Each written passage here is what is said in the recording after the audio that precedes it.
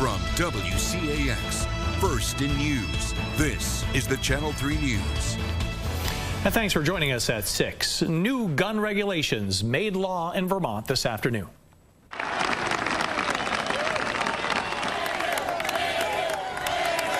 And as you just heard, there was mixed reaction to the news today as the governor signed the bills on the State House steps.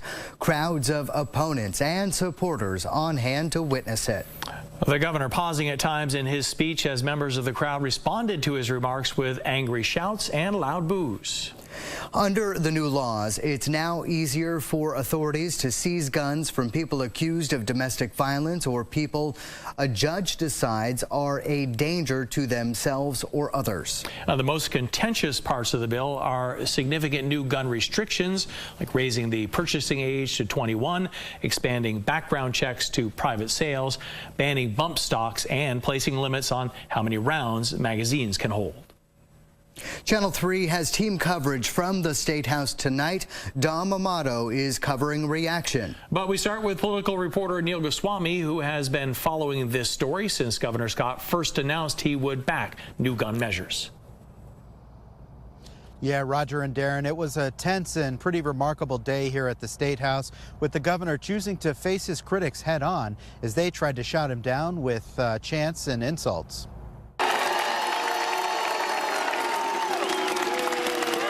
Today, we choose action over inaction, doing something over doing nothing. Scott's action Wednesday, signing new gun restrictions, drew a loud and visceral response from critics.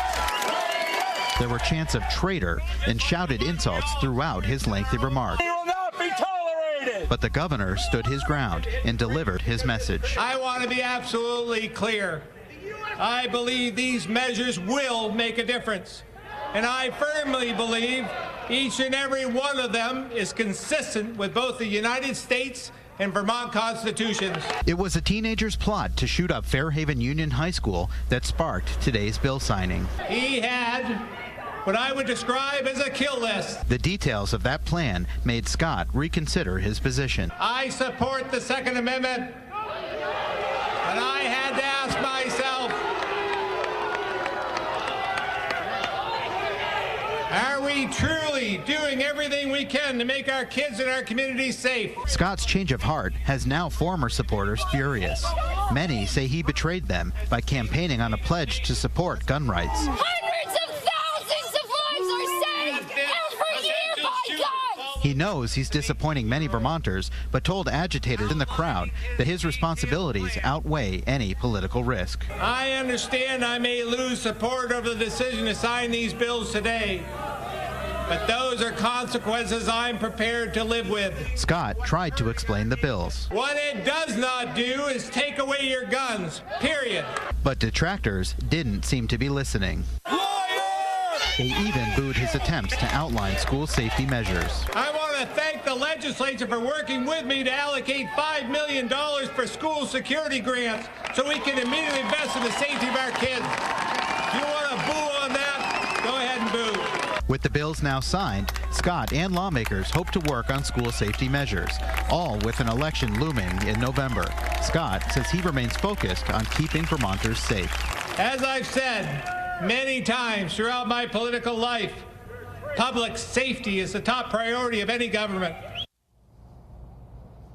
There were lots of police officers on hand here at the State House today, but aside from angry shouts and chants, there were no security incidents. Reporting live at the State House, Neil Goswami, Channel 3 News.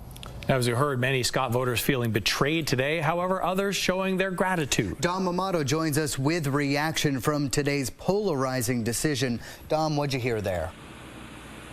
Roger and Darren, both sides let their voices be heard at the State House on Saturday. As you just heard, supporters feel listened to by the state, but those opposed said they'll make their decision in November.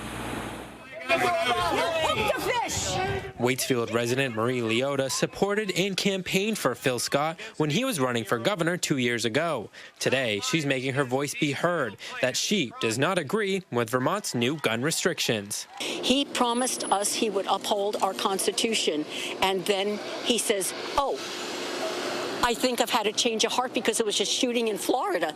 Along with the Parkland school shooting, Vermont dealt with its own alleged school shooting plot in Fairhaven, which also triggered the governor into signing the new legislation. I'm just happy that these 3 bills are being signed. Don Schneider from Waterbury was one of the supporters at the signing.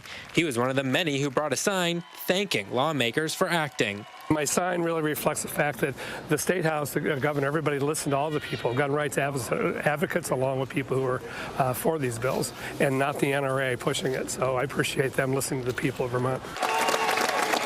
Many for the bills, like Schneider, say the restrictions take guns out of the hand of irresponsible Vermonters, making schools safer and do not infringe on Second Amendment rights. Critics of the bill say the opposite. This bill does nothing to protect our children. Not one thing. It doesn't protect our schools, and it doesn't protect our children. And I spoke with a vice president of the Vermont Federation of Sportsmen Clubs who says they will most likely be looking into taking legal action. Reporting live in Montpelier, Don Amato, Channel 3 News.